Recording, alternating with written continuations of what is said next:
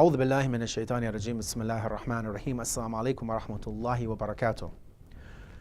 In the hadith that we want to look at today as our reflection and thought for the week, we focus our attention on a tradition from the Prophet Muhammad, may God's peace and blessings be upon him and his family, in terms of the greatest form of worship, the greatest form of ibadah. Now we know in Islam that really almost anything that is done for the sake of Allah, to earn proximity towards Him, to get closer to Him, can be considered as an act of worship. In the tradition today, we want to see one particular angle that Rasulullah takes in terms of the worship of Allah, and he says the following: worship is of 70 parts, the best of it which is to seek an approved livelihood.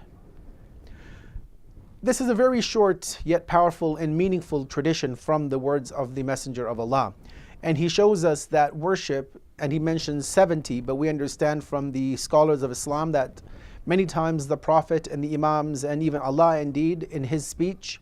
use numbers not in the literal sense but in a metaphorical sense. So 70 here may not refer to the number 70,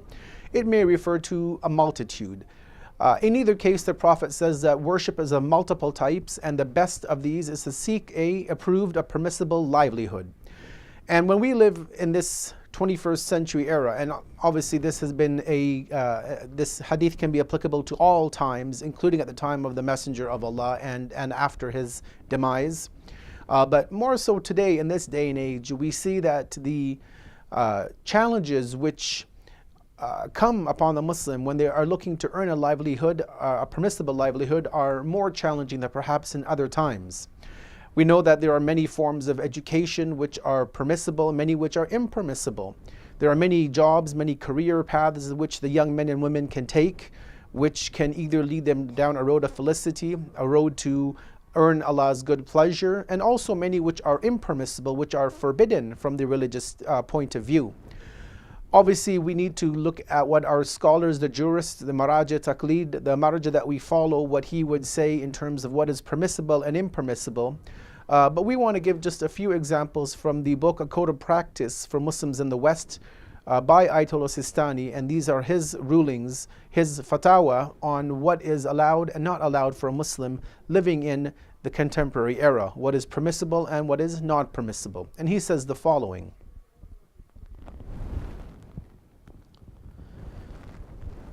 when it comes to serving meat, he says that an animal which is not slaughtered according to Islamic law, that we as Muslims are allowed to sell this to people who deem it to be permissible. So non-Muslims who deem non-Islamically slaughtered meat, we are allowed to serve that to a non-believer. However, he says that it is impermissible, it is forbidden for a Muslim to deal in pork or any pork product.